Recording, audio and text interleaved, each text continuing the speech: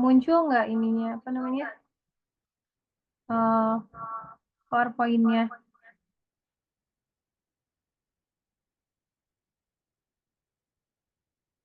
Muncul ya, Allah. Nah, tadi manfaat ASI ya, kita jelaskan lagi. Dia untuk memberikan manfaat ASI walaupun hanya sebagian gitu ya.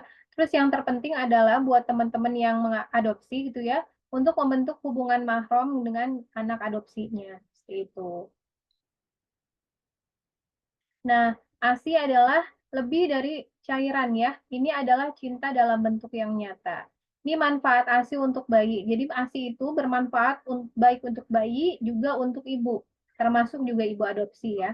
Pertama, gizinya itu lengkap ya, teman-teman. ASI itu Masya Allah cairan yang diberikan Allah gitu ya, secara gratis gitu ya. Kalau misalnya untuk yang apa namanya yang normal gitu ya, secara gratis diproduksi oleh tubuh kita sendiri, isinya tuh sudah lengkap gitu ya, udah protein, ada lemak, terus kemudian ada mineral, ada vitamin, dan itu apa namanya sudah disiapkan oleh tubuh kita sendiri gitu. Terus kemudian dua itu untuk perlindungan imun alami. Jadi di dalam ASI itu terdapat antibodi yang melindungi anak-anak atau yang melindungi bayi dari alergi, dari penyakit, dari diare yang sering banyak itu ISPA ya. Jadi infeksi saluran pernafasan itu yang suka banyak dialami oleh bayi. Nah, ini ASI ini memberikan kekebalan tubuh alami gitu ya pada anak seperti itu. Terus yang kedua, mendukung tumbuh kembang otaknya gitu ya. Jadi di dalam ASI ini isinya itu ada DHA, BHA yang atau misalnya itu adalah lemak yang berfungsi untuk perkembangan otak anak gitu ya, dan juga untuk penglihatannya juga gitu. Terus kemudian yang keempat, memberikan hubungan emosional yang erat untuk si ibu ya. Jadi dengan adanya tatapan, dengan adanya pelukan, dengan adanya apa namanya kontak kulit gitu ya, kontak fisik dengan anak gitu, itu menimbulkan hubungan emosional yang lebih erat gitu ya. Apalagi ini kasusnya bayi adopsi ya, kita istilahnya anak yang apa namanya belum kita tahu ya istilahnya gitu, baru kita kenalan. Nah, kenalan itu lewat menyusui gitu. Terus yang kelima adalah mengurangi resiko penyakit jangka panjang. Nah, jadi ASI ini dapat mengurangi penyakit-penyakit turunan seperti diabetes, penyakit juga alergi, penyakit-penyakit yang memiliki resiko yang jangka panjang seperti itu. Terus kemudian, nah apa sih manfaat ASI untuk ibu adopsi gitu ya?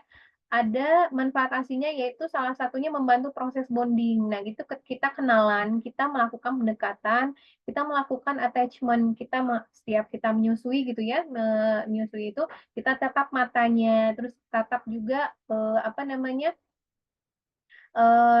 apa namanya, kita sentuh kulitnya, ditatap, jangan sambil main HP gitu ya. Kalau misalnya sambil main HP ya sama aja bohong gitu kan ya. Dan kita apa namanya, rasakan gitu ya setiap tegukan ASI yang dia hisap gitu ya. Masya Allah gitu ya, ya Allah, buat aku sih punya anak itu serasa mimpi gitu ya, apalagi apa namanya kondisinya nggak punya rahim segala macam gitu ya, dan bisa menyusui anak itu lah salah satu anugerah gitu yang harus kita syukuri gitu ya. Terus yang kedua adalah menghasilkan hormon kebahagiaan. Jadi saat kita menyusui itu adalah timbal baliknya kita mengeluarkan hormon kebahagiaan atau oksitosin ya, teman-teman. Nah, itu kita merasa lebih tenang, lebih rileks, lebih bahagia. Kita bisa mengasihi anak kita gitu ya, anak kita juga memberikan apa namanya kasihnya gitu, memberikan cintanya pada kita juga gitu. Terus yang ketiga adalah meningkatkan rasa percaya diri kepada ibu gitu ya. Walaupun kita tidak bisa hamil dan melahirkan, tapi alhamdulillah kita bisa menyusui anak kita gitu ya. Jadi alhamdulillah aku juga pantas kok gitu ya jadi ibu gitu istilahnya. Nah, ASI tidak harus sempurna, yang penting prosesnya. Karena yang seperti yang tadi aku bilang di awal gitu ya, bahwa mungkin ASI yang dikeluarkan oleh ibu-ibu dari induksi laktasi ini tidak sebanyak ASI yang dihasilkan oleh teman-teman ibu-ibu hamil yang lainnya gitu ya. Tapi at least kita bisa apa namanya, memberikan usaha yang terbaik buat anak-anak kita lah gitu ya, istilahnya gitu. Terus kemudian walaupun walaupun volumenya tidak banyak, yang penting kita bisa memberikan kehangatan yang diberikan, terus kemudian membangun juga kelekatan atau kedekatan. Proses juga yang dijalaninya juga penuh dengan cinta gitu. Nah, ASI juga walaupun sedikit masih tetap berarti ya teman-teman. Bahkan jika tetap perlu susu donor atau sufor, kita juga bisa apa namanya, memberikannya ya, karena kita juga harus mengejar BB atau berat badan bayi ya, gitu ya. Jadi walaupun apa namanya, kita ngasih ASI, terus kemudian juga kita harus apa namanya, kejar berat badan bayi dengan susu donor atau misalnya sufor gitu ya, apa-apa. Nah, ini adalah hormon-hormon yang berpengaruh terhadap ASI ya, hormon-hormon yang berpengaruh pada ASI. Bentar nih, ada teman yang belum masuk juga. Bentar ya. Ini Allah. Bentar. Hmm.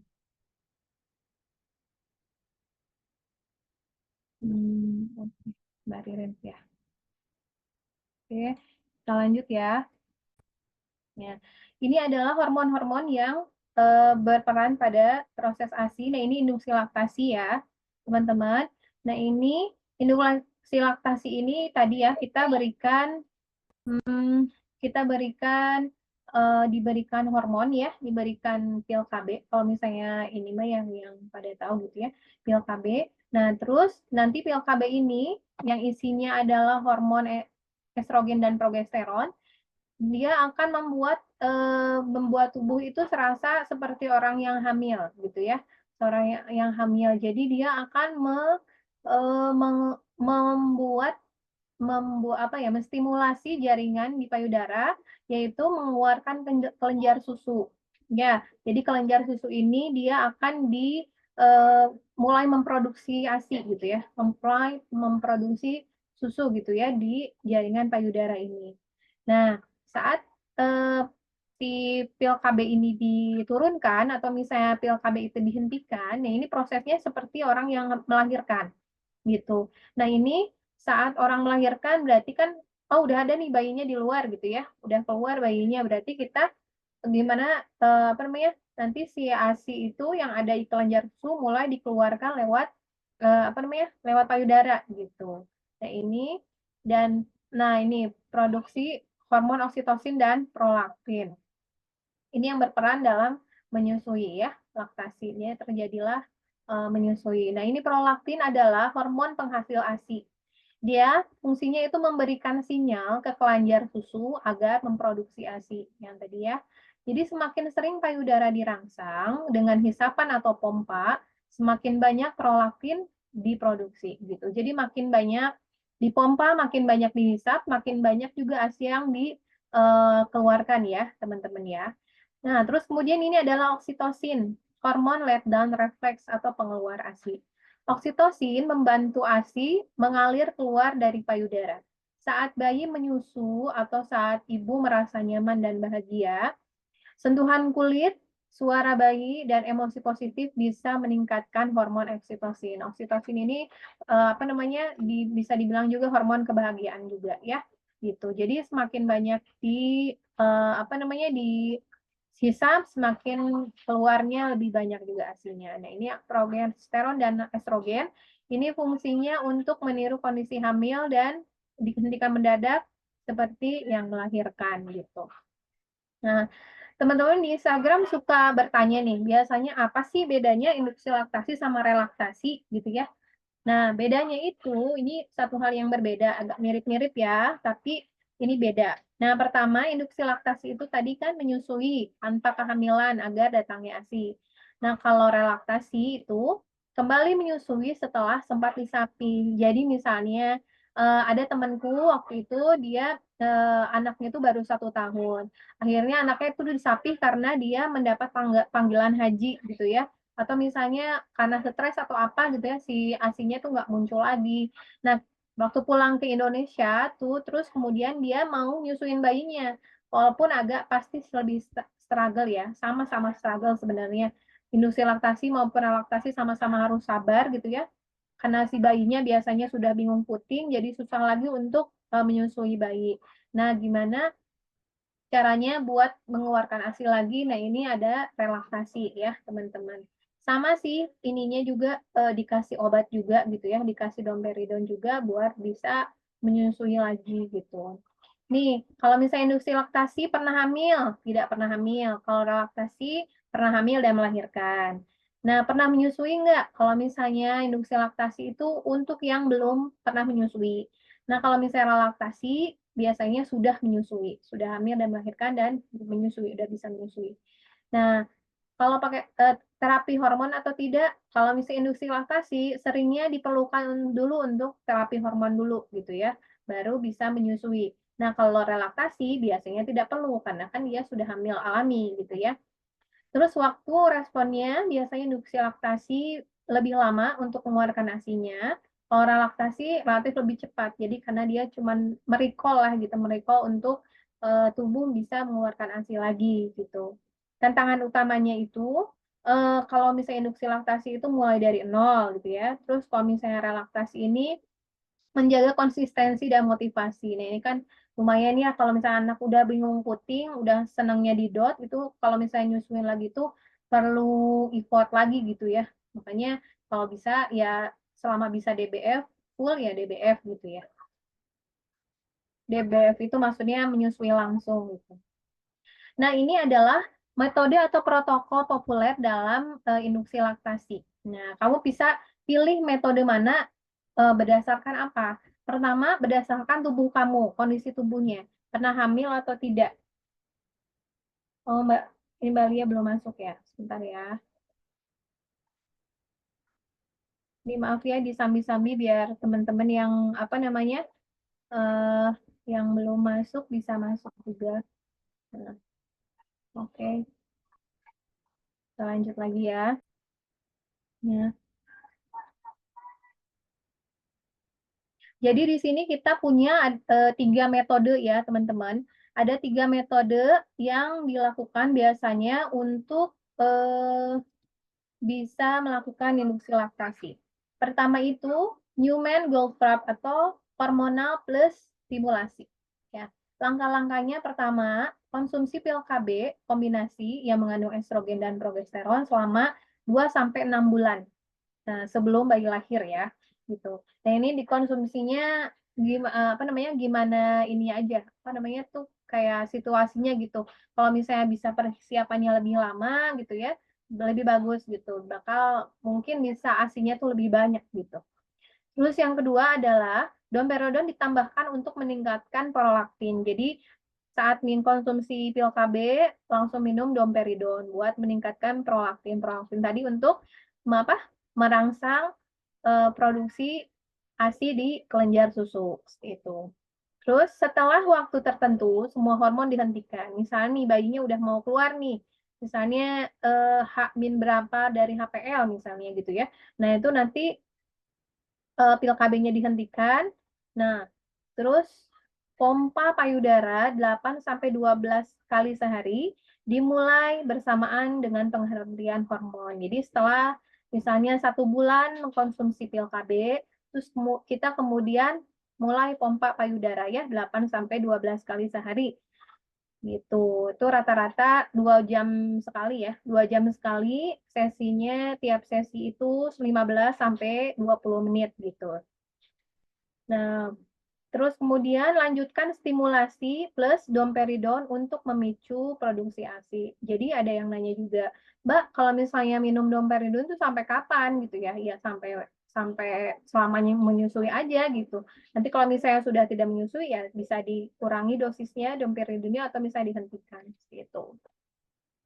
Nah, ini adalah metode yang kedua, yang kedua adalah metode non hormonal. Ini buat, stimulasi langsung, mungkin buat teman-teman yang tidak bisa mengkonsumsi hormon gitu ya. Nah, caranya adalah mulai pompa payudara rutin. Jadi dia apa nih ya, menitik beratkan untuk stimulasi payudara gitu ya. Jadi pompa payudaranya tuh sama seperti tadi 8 sampai 12 kali per hari, pagi, siang, malam gitu ya, termasuk malam juga. Kalau misalnya si bayinya biasanya apa namanya, begadang, itu juga kita bangun malam buat pompa pompa ASI gitu. Kemudian gunakan herbal laktasi seperti fenugreek, Blessed Thistle jika aman. Kalau misalnya di sini mungkin apa yang lebih familiar tuh daun katuk atau misalnya daun kelor ya gitu ya. Atau fenugreek mungkin teman-teman udah tahu ya. Nanti minum herbal ini gitu ya. Terus menyusui langsung dengan alat bantu seperti SNS, Supplemental Nursing System, bila bayi sudah hadir. Jadi kalau misalnya bayinya udah ada nih, bisa langsung disusuin pakai SNS ini gitu. Jangan lupa mengkonsumsi makanan bergizi dan perbanyak minum. Ini pasti ya. Jadi kalau misalnya ibu menyusui itu pasti makanannya lebih banyak, karena makan untuk dua ini ya, dua manusia gitu ya, dua orang gitu kan. Terus minumnya juga harus diperhatikan karena biasanya kita 1,5 liter gitu ya tiap hari, yang biasa gitu kalau misalnya menyusui minimal 2 sampai 3 liter sehari. Gitu. Nah, terus yang ketiga adalah menyusui langsung dengan alat bantu atau SNS. Nah, kalau teman-teman tadi mungkin situasinya bayinya masih, apa namanya, belum dilahirkan ya, kayak gitu. Nah, kalau misalnya ada yang kasusnya bayinya udah lahir nih, udah tiba-tiba ada yang memberikan amanah itu gitu kan. Nah, gimana caranya? Apakah langsung, apa, harus hormon dulu, Kak, gitu ya, harus hormon dulu teh? Nah, nggak usah, kalau misalnya bayinya sudah ada, bisa langsung disusui pakai alat SNS ini. Nah, ini mungkin dari tadi pada penasaran ya, ini apa sih? SNS itu kayak mana sih? Nah, ini SNS itu adalah botol gitu ya, botol yang berisi, apa, susu donor atau misalnya sufor yang digantungkan di leher dan ini ada selangnya. Selangnya itu yang ditempelkan di puting. Jadi si bayi ini, apa namanya, minum susu dari ini, susu dari botol ini, sekaligus juga menstimulasi keluarnya ASI dari, apa namanya, payudara kita, gitu. Jadi alat SNS ini berisi susu donor atau sufor yang disalurkan lewat selang ke puting. Saat bayi menyusu, ia langsung merangsang sekaligus merangsang produksi ASI. Nah, manfaatnya apa sih? Bayi jadi terbiasa untuk menyusui langsung, ya. Jadi DBF gitu ya. Kalau misalnya teman-teman yang apa namanya nggak kerja di rumah aku lebih nyaranin DBF sih. Kalau misalnya yang kerja ya mungkin bisa diiniin apa namanya bisa dikondisikan lah ya gitu. Terus kemudian memperkuat bonding ibu dan bayi tadi ya. Jadi apa namanya kita mulai apa namanya merasakan kita membangun cinta dengan menyusui ini gitu ya dengan anak adopsi kita. Terus kemudian merangsang tubuh untuk memproduksi ASI. Itu manfaatnya ya. Nah, metode mana sih yang paling tepat? Aku harus kayak gimana ya, Mbak? Udah tahu nih metodenya apa aja. Nah, paling yang tepat yang mana gitu ya? Tidak ada sebenarnya yang sempurna gitu, yang paling sempurna tuh nggak ada. Yang penting adalah gimana disesuaikan dengan situasi dan kenyamanan ibu, gitu ya. Bahkan jika ASI tidak keluar penuh, proses menyusui tetap punya nilai emosional dan biologis yang besar. Ya walaupun misalnya keluar sedikit, Mbak, gitu ya. Tapi alhamdulillah insya Allah kitanya lebih apa ya, lebih secure gitu kitanya secure, terus anaknya juga secure, ya ini ibu aku gitu kan ya gitu. Aku pernah disusuin sama dia juga gitu. Nah, kamu juga bisa mengkombinasikan beberapa metode, misalnya stimulasi langsung atau plus domperidon atau herbal juga gitu, seperti yang aku lakukan ya. Nah, langkah-langkahnya ini adalah langkah-langkah untuk memulai induksi laktasi. Yang pertama adalah tentukan tujuan dan waktu persiapan. Waktu persiapan. Jadi tujuannya apa sih? Kita harus, apa namanya, menentukan niatnya kita dulu, gitu ya. Karena kalau niatnya udah betul, insya Allah rintangan seperti apapun gitu ya, struggling yang kayak apapun, insya Allah kita, bisa maju terus gitu. Tapi kalau misalnya niatnya, mau ikut-ikutan gitu ya, dengan nggak usah gitu. sayang, soalnya sayang waktu, sayang uang gitu ya, kan lumayan juga ya induksi laktasi ini, ya lumayan juga gitu ya menguras, apa namanya, kantong lah istilahnya gitu. Tapi semua perjuangan pasti ada ini ya, pasti ada hasilnya gitu, pasti ada dampaknya buat kita gitu. Nah ini balik lagi ya, tujuannya, niatnya apa, terus kemudian persiapkan waktu, waktunya persiapannya gimana nih? Bayinya udah ada atau bayinya belum lahir? Kalau misalnya bayinya belum lahir, ya kita persiapkan nih, kita punya waktu berapa lama sebelum bayinya lahir, nah kita persiapkan nih untuk induksi laktasinya, gitu. Terus yang kedua adalah pilih metode yang sesuai. Nah, setelah udah kita tentukan nih tujuannya, niatnya udah bulat, terus kemudian waktunya kita punya waktu berapa, terus kita pilih nih metode yang mana yang sesuai gitu ya. Di antara tadi metode yang tadi silakan dipilih atau misalnya dikombinasikan juga bisa ya, pilih metode yang sesuai. Terus kemudian yang ketiga adalah rutin menstimulasi payudara.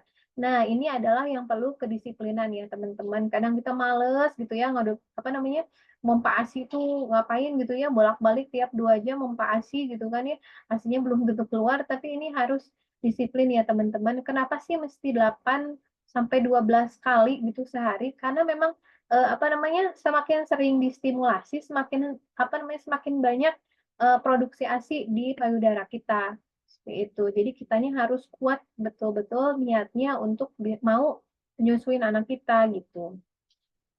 Yang keempat adalah dukung dengan nutrisi dan istirahat. Ya ini banyakin makanan-makanan yang bergizi, jangan lupa istirahat karena, yang aku alamin gitu ya waktu pas baru punya bayi itu pasti mengalami kaget gitu, syok gitu ya.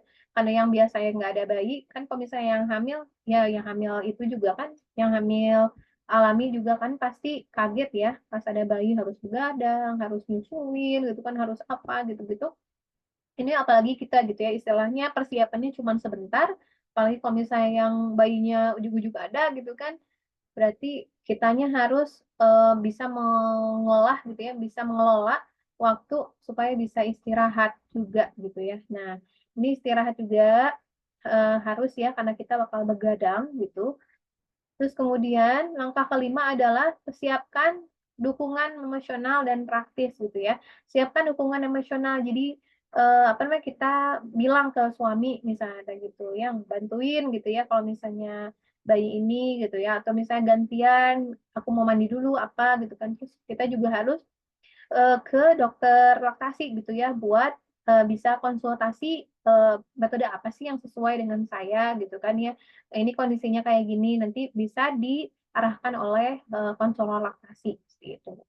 Terus yang keenam adalah pantau perkembangan dan sesuaikan. Nah, nanti kita bisa evaluasi nih, gimana nih setelah menyusui beberapa bulan, gimana nih, banyak apa tidak apa, ASINya, terus apa yang perlu dibenahi, kita harus tambah apa kurangnya atau, lebihnya harus, apa gitu ya, seperti itu. Nah ini adalah induksi laktasi dalam pandangan Islam ya.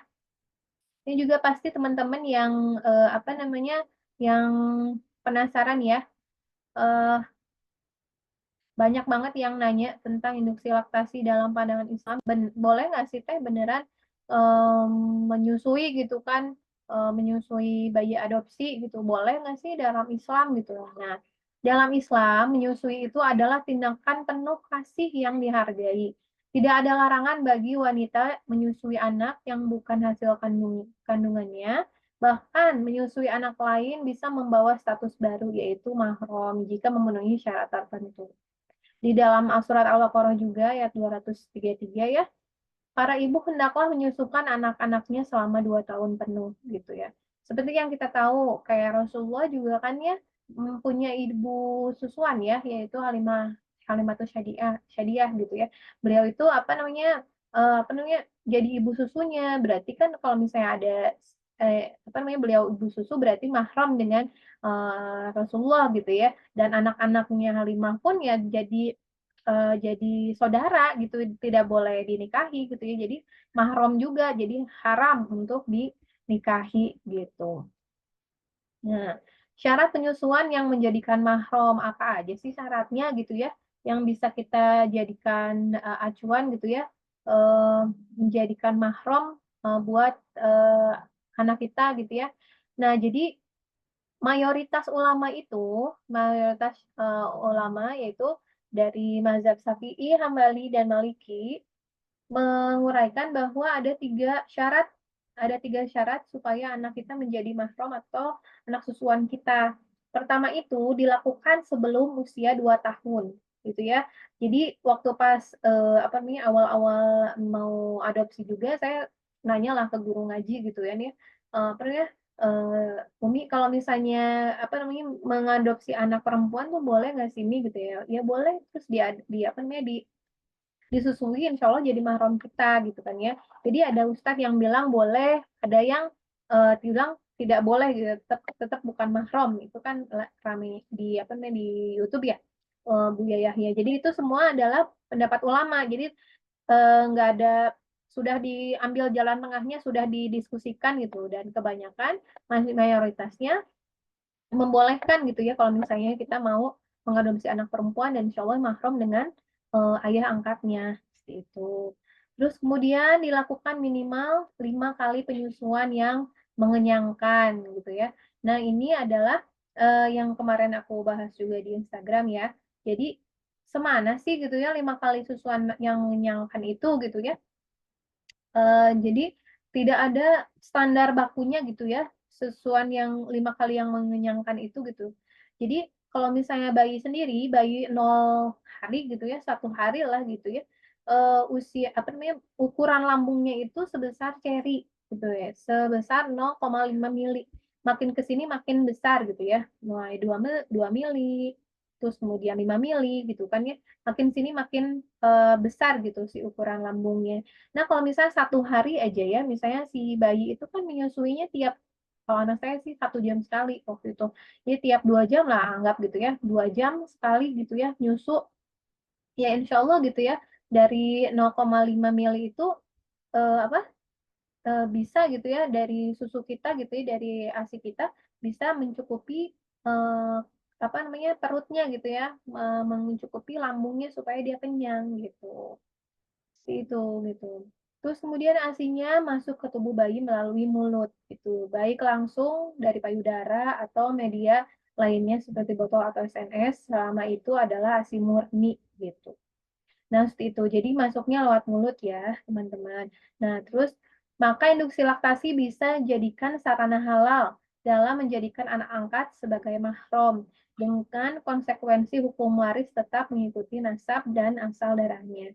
Jadi maksudnya bayi yang kita susui itu adalah mahram kita gitu ya, adalah mahram kita. Tapi untuk masalah waris, hukum waris, itu tetap mengikuti nasabnya atau darahnya gitu. Jadi tetap nasabnya itu, apa namanya, ke ayah ibu kandungnya gitu untuk masalah waris mah. Jadi kalau misalnya kita, ayah ibu angkat apa ya, tidak tidak memberikan waris kepada anak-anak angkat kita gitu, tapi kalaupun misalnya mau memberikan harta, ya statusnya bukan waris tapi hibah gitu. Mungkin bahasanya lebih ini ya, lebih dalam lagi harus nanya ustadznya. Hmm. Nah, terus ini adalah tantangan emosional dan sosial yang, muncul gitu ketika saat kita, induksi laktasi.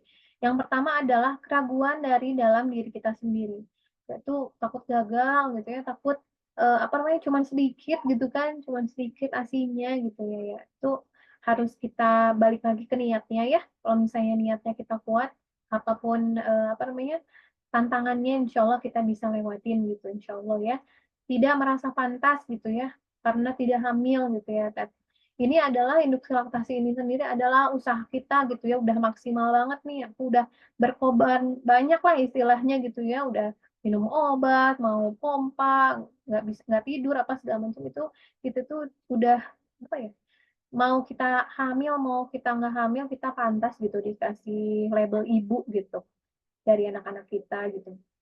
Terus merasa iri pada ibu yang bisa menyusui alami gitu. Nah, apa namanya, ya nggak usah gitu ya, maksudnya kadang nggak punya kanan, kiri gitu ya, nggak bisa nyusuin iri, ya jangan sih, maksudnya, ya kita syukurin aja lah apa yang Allah kasih gitu ya, apa yang lebih baik daripada meratapi mendingan kita mensyukuri aja yang sudah Allah berikan gitu. Terus yang kedua adalah komentar sosial dan tekanan lingkungan. Nah, buat apa sih repot-repot induksi laktasi, kan bisa langsung support gitu ya. Kadang-kadang ada yang kayak gitu tuh, keluarga yang gitu, "Apa sih ribet-ribet?" gitu ya. Tapi kan dia nggak tahu gitu, nggak tahu apa sih tujuan kita, apa sih niat kita, ngapain sih repot-repot, nyusuin gitu ya, karena ada yang lebih besar daripada itu gitu ya, dari hanya sekedar memberikan nutrisi gitu. Ada yang tidak kita kejar lah gitu istilahnya, bukan hanya ngasih makan, tapi kita juga membangun kedekatan, membangun ikatan, attachment gitu kan dengan anak gitu kan. Terus kemudian juga ya bonusnya kita bisa jadi mahram anak gitu, alhamdulillahnya. Nanti ASIMU juga nggak banyak, suka kadang-kadang gitu ya yang bikin-bikin ngedown tuh kan ya. Jadi, jangan usah didengerin lah kayak gitu mah, langsung senyumin aja. Itu bukan anak kandung, buat apa sih susah-susah, ya justru gitu kan ya, maksudnya mungkin, apa, buat orang lain mungkin terlihat sepele, tapi buat kita yang mungkin ya aku sendiri yang nggak bisa punya anak gitu, ini adalah, apa, kesempatan kita gitu, kesempatan emas buat kita bisa memberikan yang terbaik buat anak-anak gitu kan. Nah, salah satunya bisa menyusui anak-anak gitu. Nah, perasaan tidak diakui sebagai ibu sejati. Beberapa ibu adopsi merasa kurang menghargai karena tidak mengandung.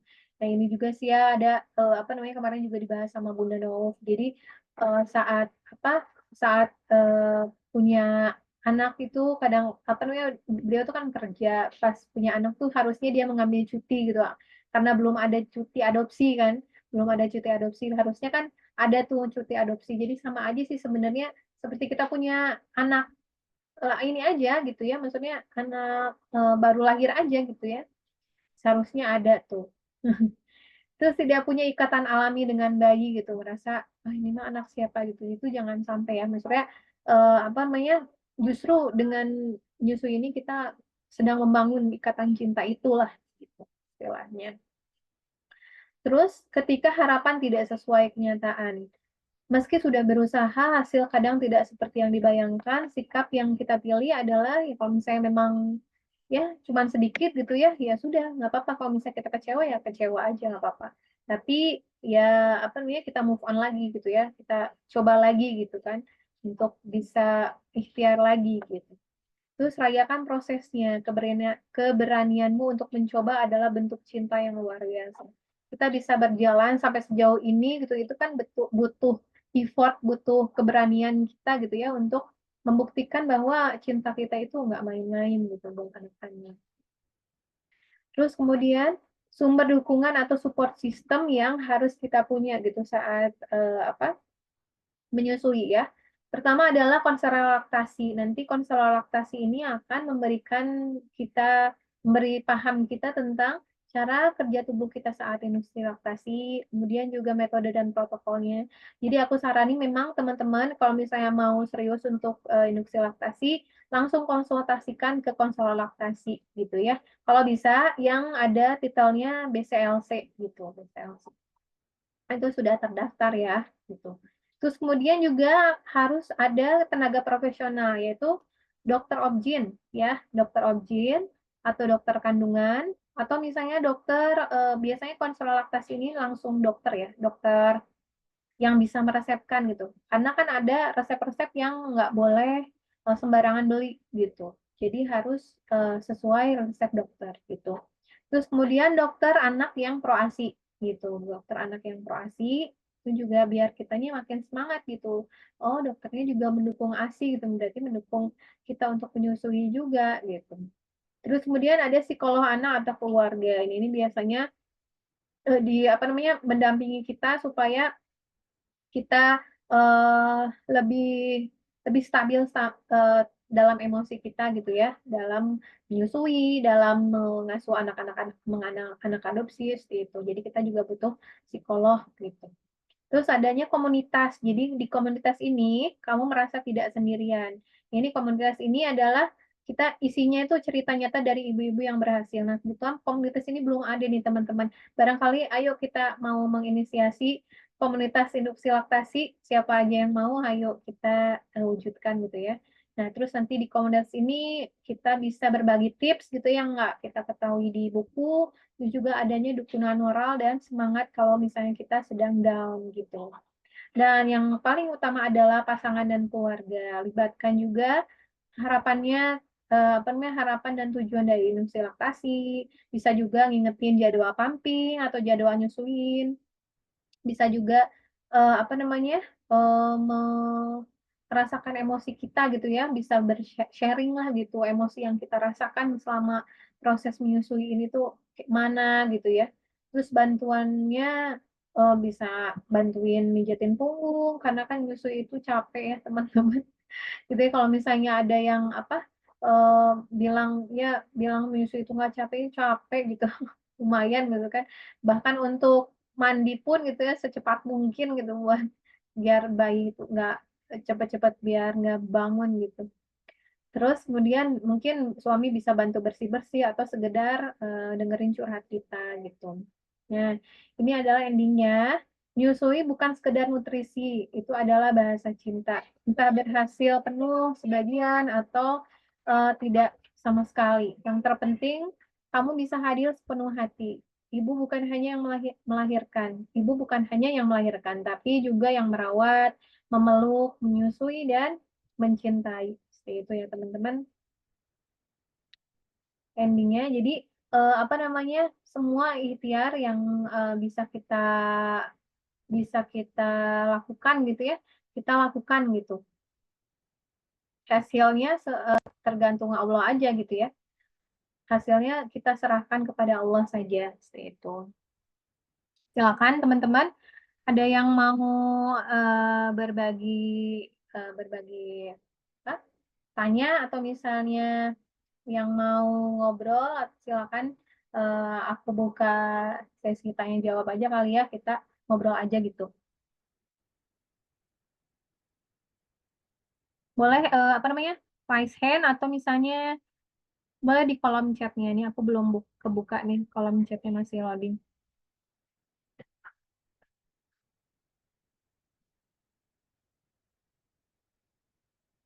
Ya Allah.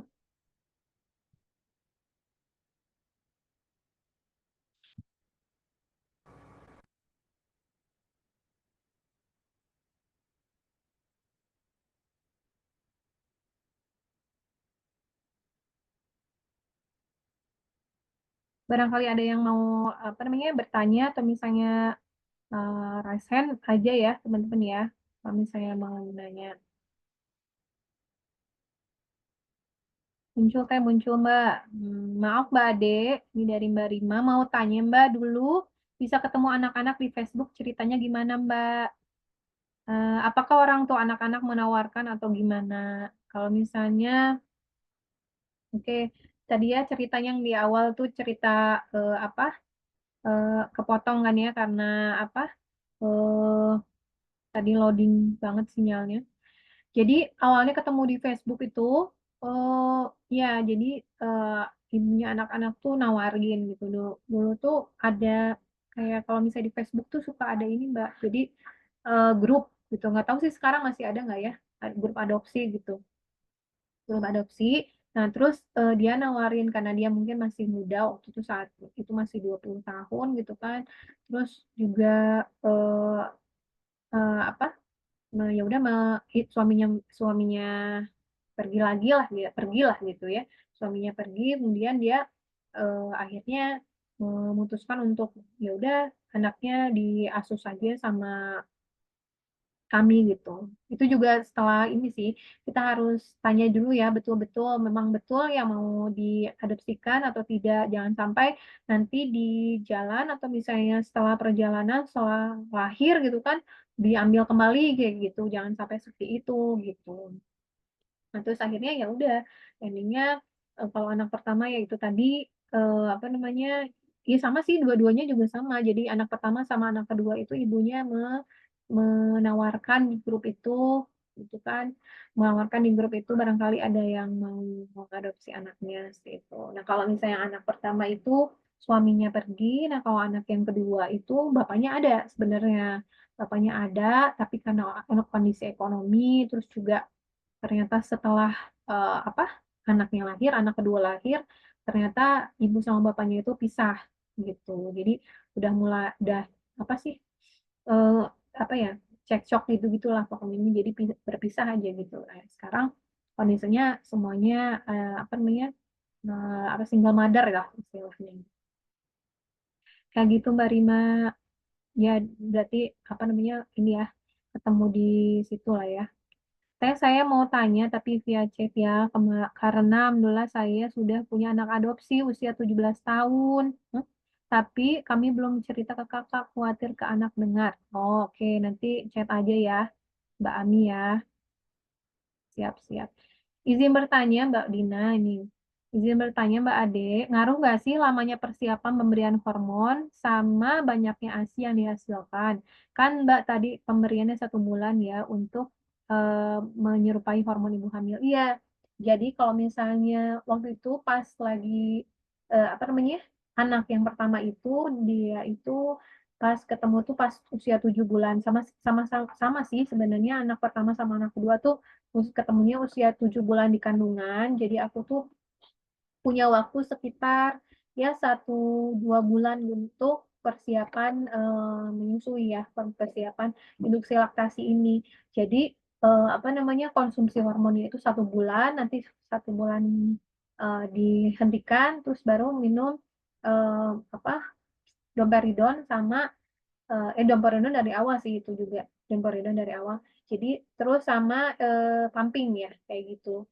Jadi memang berpengaruh juga, Mbak. Jadi kalau misalnya memang waktunya lebih lama gitu persiapannya, insya Allah juga lebih banyak ASI yang bisa ditabung di, apa namanya, di kelenjar susu gitu, yang bisa diproduksi di kelenjar susu gitu. Jadi kalau misalnya memang bayinya dari usia berapa gitu kan, masih di kandungan. Nah, kita bisa mulai dari sekarang gitu persiapannya, gitu. Itu nanti biasanya ASINya lebih banyak juga, tapi memang pertimbangannya biasanya kalau misalnya mengambil bayi yang masih dalam kandungan, kadang-kadang ibunya juga minta ini ya, apa namanya, minta, apa namanya, biaya untuk per bulannya segala macam itu juga lebih ini juga ya, panjang juga gitu. Ya ada plus minusnya juga sih sebenarnya. Tapi memang kalau misalnya lebih lama, lebih baik sih ininya. Ada hitam di atas putihnya, Mbak, ada, itu harus, Mbak, dari awal gitu. Kalau misalnya dari awal, apa namanya, kita harus pastikan lagi, eee, harus ada perjanjiannya. Kalau misalnya ada pakai notaris gitu. Terus kalau misalnya lewat panti pun ya lebih bagus sih, maksudnya, misalnya apa namanya, mau mau adopsi mandiri gitu ya, nggak lewat panti, tapi nanti kita bisa ngurus-ngurus aktenya sampai pengadilan itu lebih bagus sih gitu, itu lebih legal gitu. Jadi enak ke apa namanya, enak ke bayinya, enak juga ke kitanya gitu, lebih aman.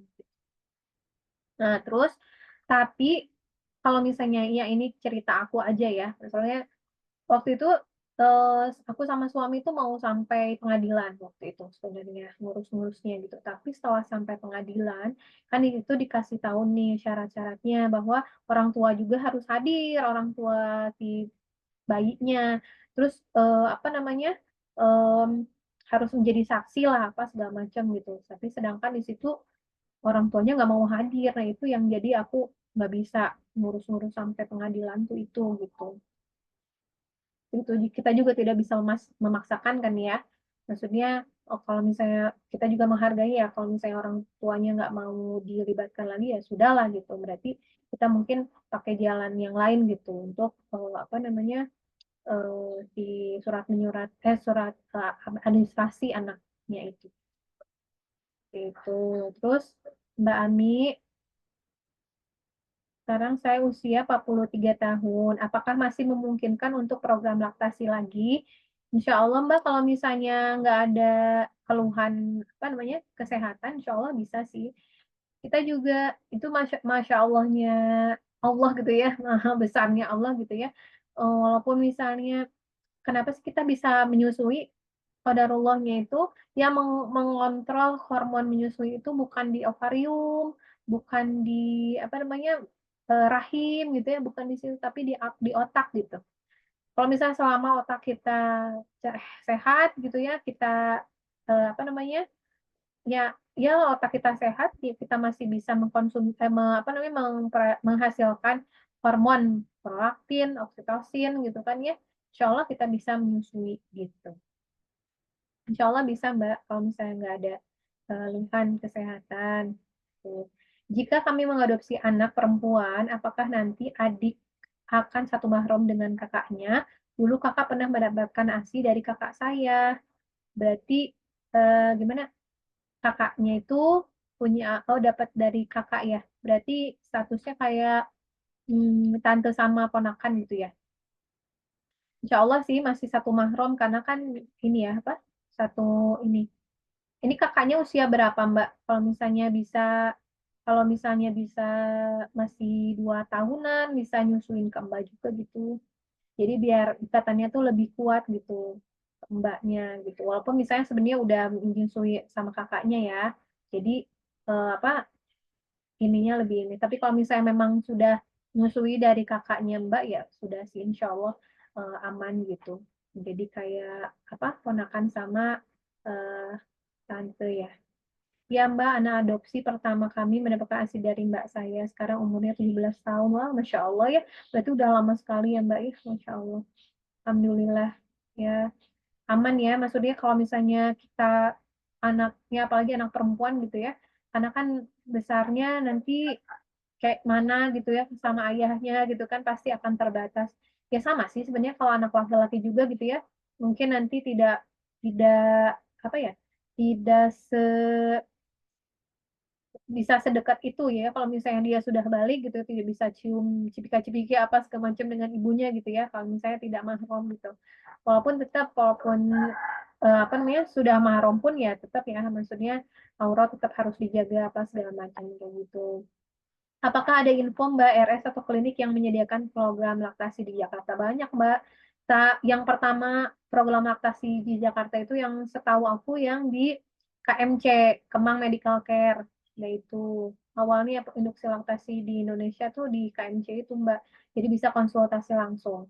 Tapi memang kalau misalnya di sana terakhir bukan temen ya, follower cerita juga apa namanya dia disuruh minta ada disuruh melampirkan surat adopsi katanya gitu. Tapi ya walau sih kalau misalnya mencoba coba dulu aja gitu. Yang pertama induksi laktasi itu di KMC Mbak gitu.